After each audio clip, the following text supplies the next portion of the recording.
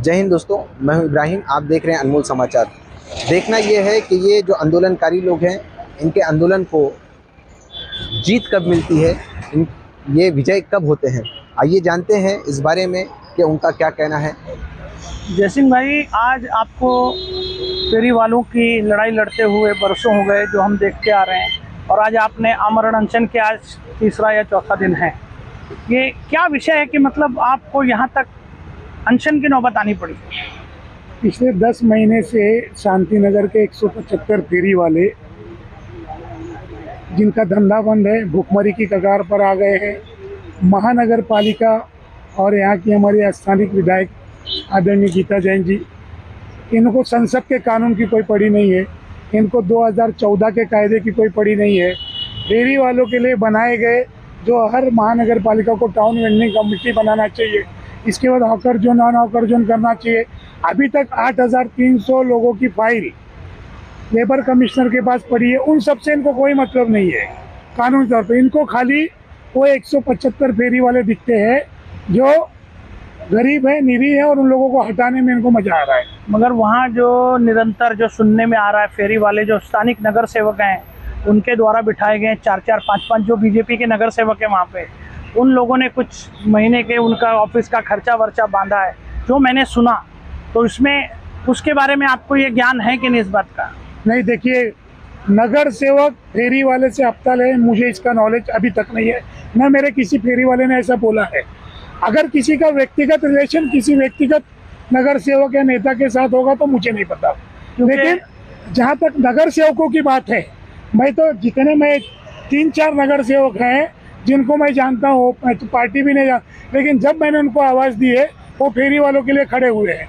मैं उनका नाम तक ले सकता हूँ। जैसे वो स्थानिक नगर सेवक है, प्रशांत दलवी, दिनेश जैन, दीप्ति भट्ट, हेतल परमार, इनमें से कोई आपके साथ अनशन पे आके बैठा फेरी वालों के लिए? नहीं, अभी तक तो नगर सेवक कोई नहीं आए, लेकिन हो सकता है कि वो आए आज, उनको जानकारी ना हो। क्योंकि ये सारे लोग तो फेरी वालों के मसीहा बने हुए थे। लगातार फेरी वालों को सारी चीजें, हर फेरी वाला इस बात को जानता है। आपके आदमियों से आप पूछोगे तो बता देंगे कि भाई हर जगह उनका एक मनोनीत आदमी है जो उनसे उनके ऑफिस के खर्चे उस रोड के फेरी वाले हमारे बेयर करते हैं। मुझे ऐसा नहीं लगता, क्योंकि जहाँ शांति नगर फेरी वालों का विषय है, जहाँ हम बैठे हैं, वहाँ मुझे नहीं लगता अब किसी जमाने में 10, 20, 25 साल पहले कोई लेता रहा होगा, तो मुझे जानकारी नहीं है। लेकिन मैं जानता हूँ कि जब ये गरीब फेरी वाले एकजुट हुए हैं आज़ाद हॉकर्स यूनियन के साथ, तब से कोई नगर सेवक हमारे सामने ऐसा नाम नहीं आया कि वो हफ्ता ले रहा हो। तो ये आपके साथ ये लोग जुड़े कब? 2015 में। 2015। अब अनशन से आप क्या मांग रहे हैं लोगों से? मतलब कुछ नहीं मांग रहे, प्रशासन से क्या मांगे आप? बस हमारी खाली एक ही मांग है, संसद में जो कानून बनाया गया है उसको पास किया जाए। मीरा भाईंदर में hawker zone, non hawker zone बनाया जाए। जब तक ये नहीं बनता तब तक जो फेरी वाला जहाँ बैठा था उनको वहाँ बैठने दिया जाए, उनको रोजगार करने दिया जाए। आपको ये पता है कि शांति नगर में जो आपके फेरी वालों का जो आप भाई लोगों का आंदोलन कर रहे हैं, बहुत अच्छी बात है, मगर वहाँ पर कई बार पुलिस स्टेशन में मारामारी तक हुई। कुछ आपराधिक प्रवृत्ति के लोग वहाँ पर 8-10 लोग गुट बना के 10 फेरी वाले मेरे, 15 मेरे, नया नगर के कुछ हिस्ट्री शीटर लोगों ने बीच में ऐसा शुरू किया था। इसका कोई संज्ञान है आपको? देखिए, ये राजनीतिक जातिवाद है, फैलाने के एक षड्यंत्र है। मैं इतना जानता हूँ कि फेरी वाला की एक ही जात है, वो सिर्फ फेरी वाला है, वो ना हिंदू है ना मुसलमान है। और अगर वो गुंडा होता, अगर वो गैंगस्टर होता, तो शर्म उसकी आंखों में, वो फुटपाथ पे जाकर बैठता। जो लोग ये आरोप लगा रहे हैं कि गुंडे ये हैं, उनको बोलो जरा खुद एक बार टोकरी लेके रास्ते पर बैठे। कोई वहाँ गुंडा नहीं है। और ये जो आरोप लगा रहे हैं, ये सब आदरणीय गीता जैन जी के लोग जो आरोप लगा रहे हैं कि वहाँ छेड़छाड़ होती है, चोरी चमारी, नया नगर पुलिस स्टेशन में आप किसी फेरी वाले के खिलाफ एक मुझे दिखा दीजिए कंप्लेंट, मैं ये आंदोलन छोड़ दूंगा। और अब जैसे कुछ मीडिया में आपके बारे में सब जो खबरें आ रही हैं, इस पे क्या बोलना चाहेंगे आप? कि भाई मैनेज होकर ये किया जा रहा है, किसी के कहने पे किया जा रहा है, इस तरह की बातें जो मीडिया में चल रही है। ये वही लोग हैं। देखिए, मैंने कल एक पत्रकार जी से कहा कि नगर सेवक पत्रकार हफ्ता लेते हैं, ऐसा मेरे पास खबर आई है, लेकिन मैं जानता नहीं कौन था। वक्त आने पर मैं उनको प्रूफ दूंगा। लेकिन इसका मतलब ये नहीं कि सारे पत्रकार करप्ट हो गए। जैसे हमारे फेरी वालों में भी सब अच्छे नहीं है, 10 अच्छे हैं तो एक आध कोई होगा जो हफ्ता देता होगा, लेता होगा, लेकिन सारे फेरी वाले ऐसे नहीं है, सारे पत्रकार ऐसे नहीं है, सारे नगर सेवक ऐसे नहीं। अब एक कोई गंदगी है तो उसके कारण मैं सारे लोगों पे आरोप नहीं लगा सकता। और जहाँ तक आपने भारतीय जनता पार्टी की बात की, हमारे आदरणीय प्रधानमंत्री जी भारतीय जनता पार्टी के हैं, तब तो उन्होंने प्रधानमंत्री स्वनिधि योजना पास की, मुंबई आए, हमारे फेरी वालों से मिले, गोरेगांव में आए, आदरणीय प्रधानमंत्री जी ने कहा कि हमने 1.5 लाख लोगों को स्वनिधि योजना के तहत वो दिया हुआ है, रोजगार दिया हुआ है। तो देखिए, हर पार्टी में, हर राजनेता में, हर घर में अगर मेरे 4 बच्चे हैं तो चारों एक जैसे होंगे ऐसा नहीं है। ये खाली जो हमारे विरोधी हैं उनसे सुपारी लेके हमारे ऊपर आरोप लगाने की कोशिश की जा रही है।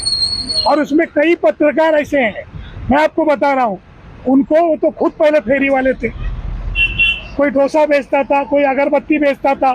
अगर मैं उनके उसमें जाऊँ तो ये अच्छी बात नहीं, लेकिन कई अच्छे भी पत्रकार हैं, मैं उनका नाम ले सकता हूँ।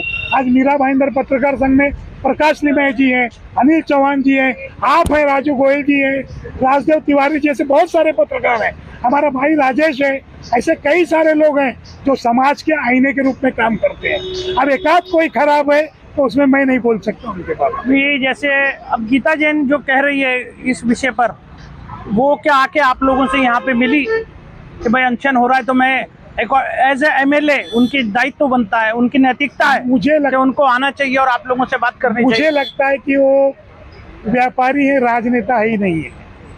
अगर उनकी जगह मैं विधायक होता तो ये अनशनकारियों से सुबह ही आके मिल लेता। वो व्यापारी है, उनको राजनीति का ज्ञान ही नहीं है। अरे आप विधानसभा की गीता मैया हैं, तो आपके लिए बेटा अच्छा बुरा सब आपके बच्चे हैं, ये फेरी वाले भी आपके ही हैं। अगर आप आ जाती तो हम थोड़ी आपको भगा देते। अब महापौर जब आप थी, विधायक का चुनाव आपने नहीं लड़ा था, तब आपने फेरी वालों के लिए जो बड़े बड़े बड़े बड़े बड़े वादे किए, कहाँ गए वादे? आपके 9 वचनों में से एक वचन हम फेरी वालों के लिए था। 9 वचनों में से तो एक भी पूरा नहीं हुआ 5 साल में। अब नहीं पूरा हुआ तो आने वाले अभी 2 महीने 3 महीने के बाद वो मीरा भाईंदर 145 की जनता बताएगी कि तुम्हारे 9 वादे क्या थे, आपको घर बैठना है या फिर विधानसभा जाना है। तो आपने देखा किस तरह हमारे जय सिंह भाई ने खुलकर हर बातों का बेबाकी से जवाब दिया, किस तरह इस अनशन की वजह समझ में आई। मैं मीरा भाईंदर आयुक्त श्री संजय काटकर जी से हाथ जोड़ के विनती करूंगा कि अपने AC केबिन से बाहर निकलिए काटकर साहब, और आइए देखिए इन फेरी वालों को 4 दिन हो गए, ये 10 महीने से बेकार बेरोजगार हैं, ना काम कर पा रहे, अपने बच्चों को पालेंगे कैसे?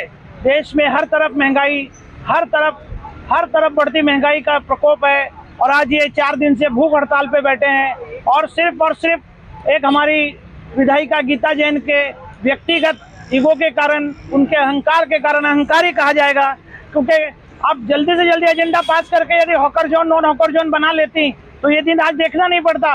मैं काटकर साहब आपसे विनती करूंगा, कल को ऐसा ना हो कि इन फेरी वालों के साथ बहुत सारी सामाजिक संस्थाएं भी जुड़ जाएं और आपको हर चीज का जवाब देना पड़े।